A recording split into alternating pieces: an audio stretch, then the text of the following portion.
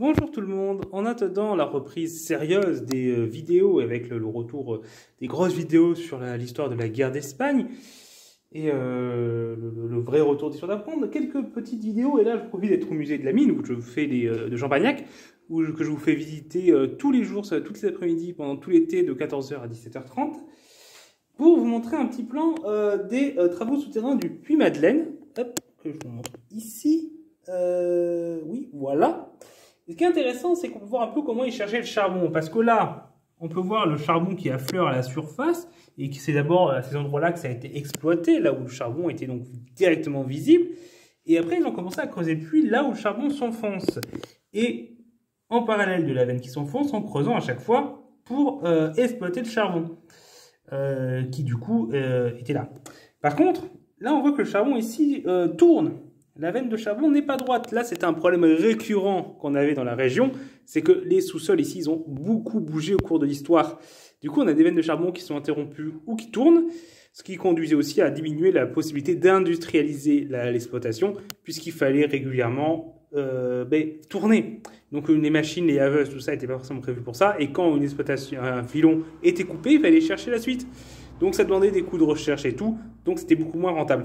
Et donc on voit que là, ils ont continué de creuser par là parce qu'il y avait avant le charbon qui était de ce côté, il n'y était plus. Et que par la suite, ils ont creusé de ce côté, là où était la veine. Et ils ont dû creuser de plus en plus loin parce que la veine s'éloignait.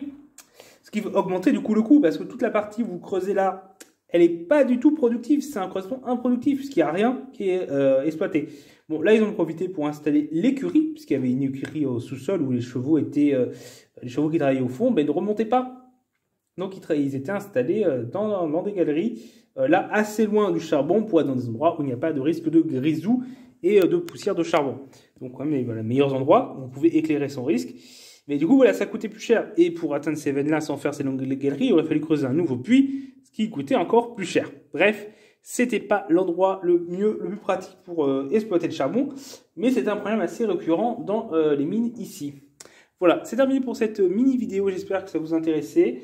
C'était voilà, petit détail, petit point de détail, mais si vous voulez voir les autres plans qui sont présents au musée de la mine, il y en a plein. Il y en a une vingtaine au moins, je pense, oui, une vingtaine à peu près, plus le petit film et tout ce qui est exposé dans la salle du haut, plus toutes les photos que vous pouvez voir ici.